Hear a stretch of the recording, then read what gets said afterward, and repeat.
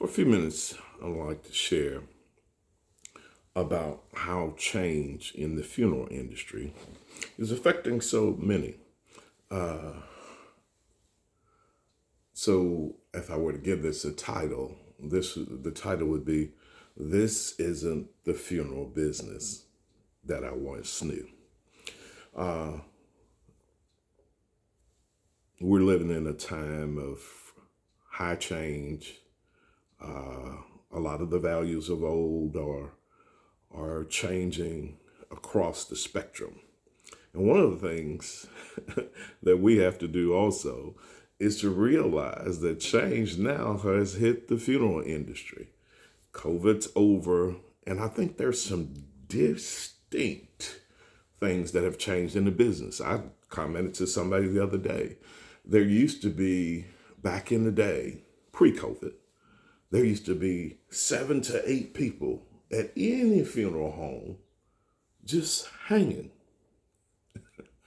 You didn't know what they did. One guy was there just to buy lunch, to run and get lunch. Another one's just over here just posing. That day is over. Everybody in a funeral home payroll of today just about has a distinct job capacity, role, and what you need to do. If not, they're saying, well, you might as well stay home.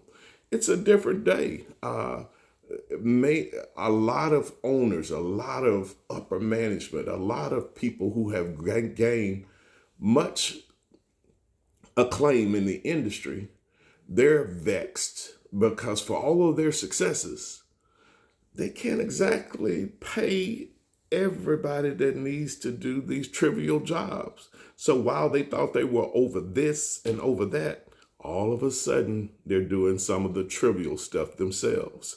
A lot of owners sometimes find themselves sitting with families. A lot of managers find themselves sitting with families. I know that their mind should be looking at the landscape of the business and managing talent, but just sheer economics means the difference, because now the person that they used to say, go get this, go get that, they got to wait for that person to get off of their other job before they can come and help at the funeral home. And it's a challenge. It's a catch-22 because the funeral industry is a noble calling. But sometimes with some of your smaller firms, you're in a position where they're so small that the benefits that they can offer you may not be the best. And if they do offer it to you, it'll be at a back-breaking price for the funeral home. So we're in a watershed moment. I had a friend I talked to in Memphis a couple weeks ago, and she was saying the big risk she took when she bought her own torch for cremation. And now she has two. And the amazing thing is she's African American. And believe it or not, she said, told me, you wouldn't believe how many people of another color come to me to cremate. So look, a little sleeping giant in the making. But she said when she first bought her torch and committed financially to the torch, she used to babysit her machine. She said because it was just there and not running. Because it was, as she said, I need to get this and people are going to start cremating. But now she says she doesn't allow her machine to run 24 hours, but it could if she desired so. Wow, how things have changed. I know we all have in our mind that this family's going to buy that nice Promethean and they're going to get, go and get the nicest of things from Wilbert and bury in the Monticello. Not the nicest, I know, but burying a nice Monticello, and I'm saying that because I can't think of the next tier of Wilbur Vault, and you do all of this and do all of that, and that's not necessarily so. Imagine how many frustrated funeral directors they find when you're dealing with this family all week long, of an African American family of all week long, and they tell you, "With Mr. Steve, we ain't got no money." And you believe it. And generally they don't. because sometimes the nicer the car that pulls up in the parking lot to make arrangement, the less actual cash they may have.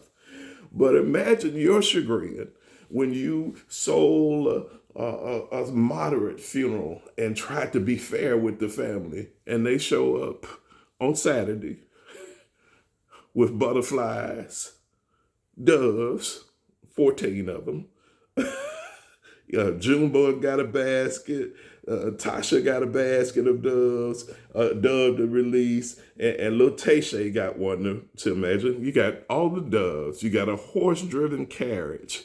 It's just amazing. We're in a challenging business enough because you're dealing with people, but you're also dealing with people at a time of grief and at a time of their money being challenged. We're just in a different day. Like I mentioned about the car thing, I had a friend that before he made arrangements with a family, he instantly went to the parking lot. He went to the parking lot and looked out, and he said whenever he saw some high-end luxury automobile, he put his head down. He said because he knew they wouldn't have any money. And then he had a lady who had to bury two sons in 1 week. The first son died, and the second son died. And she looked like she didn't have $5 to her name. And he took her in the arrangement room, and he kept taking her to the back of the arrangement room where they got the casket where we just put you in. And she kept coming up there and looking at the nicest stuff. And she moved her way on up and looked at the nicest stuff, and she wouldn't move. And he had to tell her, you got to bury two sons. How in the world, that's our most expensive. She said, that's what I want for both of them. And he told me after the lady went upstairs and in her purse that looked like it might have a roach or two in it, she bought two huge funerals for her two sons. So that's a lesson for funeral directors. Don't judge how they look. Means nothing. All the people that you're pitying can buy and sell some people 10 times over, and those that you think got it. I had a funeral once where everybody had a title. Everybody got out the car. I'm Dr. So-and-so. I'm the Right Reverend so-and-so. I'm the Dean so-and-so. Everybody in the family had a title. Couldn't put $2,000 together. So look, don't be impressed by all of that, but the business is changing. Your thing is to serve.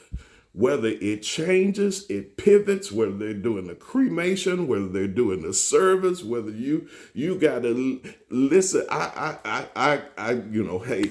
I lived in a big city. So I'm sitting there and I thought the service for little Junebug that had gotten killed was over. And I chose to stop. They said, man, we not over. And it was a little game. They had their own prayer to do after the committal of the preacher.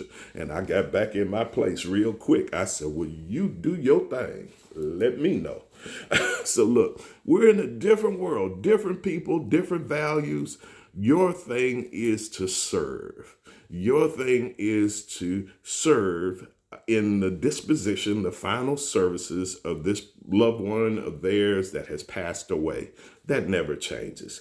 Keep your mind on serving. Keep your mind on being the best server you can.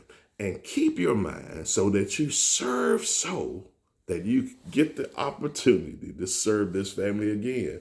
The family that you serve today may be the same family that you serve in a couple of weeks.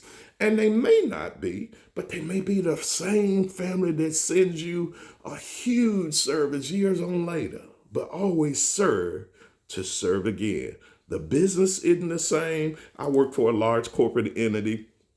And, of course, when they have their stats and their metrics and their training manuals, they told me what happens in the black funeral market, which is so far from the truth, it didn't make any sense. And if they keep holding on to those training manuals, they're going to train themselves into oblivion. Look, the business is what it is. It's not going to change for anyone. And you better learn how to pivot, because this funeral business is changing, but your mission still is to serve. Be blessed.